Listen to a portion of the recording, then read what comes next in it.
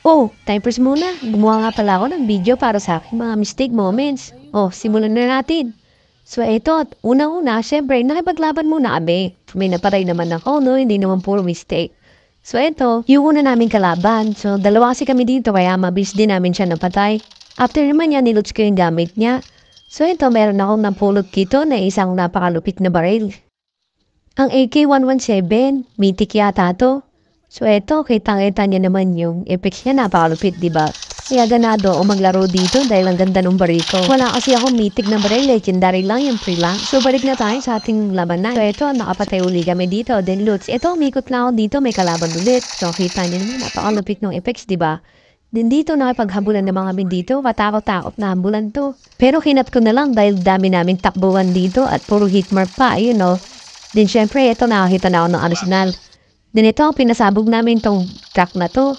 Kala namin may kalabang mamamatay pero wala pala. Din nag-fast forward na tayo, dito na tayo banda. Ito, nakapatay pa ako dito ng dalawa.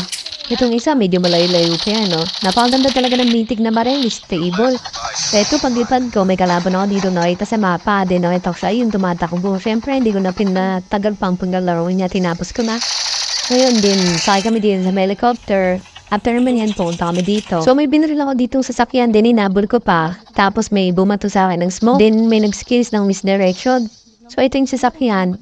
Then yan, inabol ko yan siya dito. Then yan, may nag-skills dito ng smoke tsaka misdirection. So, pag gaganyan, huwag kayo matataranta.